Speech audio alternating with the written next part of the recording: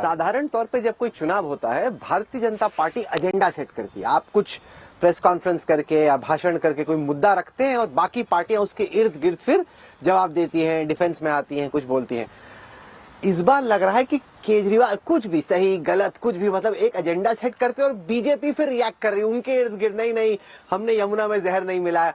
क्या आप मान रहे हैं कि जहां तक एजेंडा सेटिंग की बात है वो हर कदम आपसे एक कदम आगे चल रहे हैं? देखिए राहुल जी, मैं इसको बहुत अच्छे से समझाना चाहूंगा। हम क्या एजेंडा सेट करते हैं? हम एजेंडा सेट करते हैं कि हम दिल्ली को फ्लाईओवर्स देंगे। हम एजेंडा क्या सेट करते हैं? टॉप क्वालिटी के रोड्स बनाएंगे। हम क्या एजेंडा सेट करते हैं कि दिल्ली में यमुना के पानी को हम साफ करेंगे। ये हमारे एजेंडा है।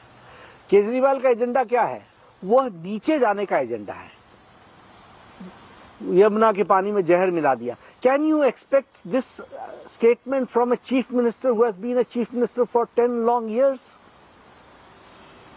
ये एंटी नेशनल नहीं है क्या? ये अर्बन नक्सल का जीता जागता प्रमाण नहीं है क्या? स्टेट को स्टेट से लड़ा रहे हो। ये तो इसकी झूठ बोलने की इस पर्सनैलिटी की क्रेडिबिलिटी नहीं रही है। नहीं तो इस तरीके का स्टेटमेंट देने से दिल्ली में तो कोहराम मच जाता। लेकिन how can I go to that level? We can't go. इसलिए ये जो एजेंडा सेट करेगा वो कोई नहीं सेट कर सकता। हाँ, हाई लेवल के जो जनता की सेवा के लिए एजेंडा सेट करना है वो हम कर सकते हैं। हमने एजेंडा सेट किया 25,000 रुपए हम महिलाओं को देंगे, उनके एम्पावरमेंट की हम बात करेंगे। हमने एजेंडा सेट किया हम आयुष्मान भारत आपको 5 लाख रुपए का हेल्थ कवर देंगे, हम उसमें 5 लाख रुपए दिल्ली सरकार का भी देंगे। ये एजेंडा हम सेट कर सकते हैं।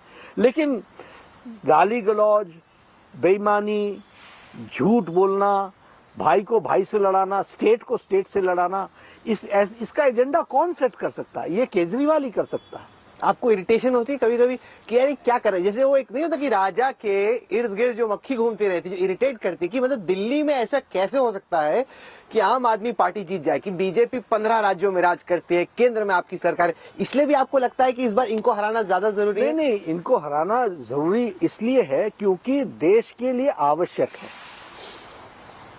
देश की राजधानी में ऐसे लोग जो देश के विरोध में षड्यंत्र रचते हों, इनको हराना देश की आवश्यकता है। It is a national requirement.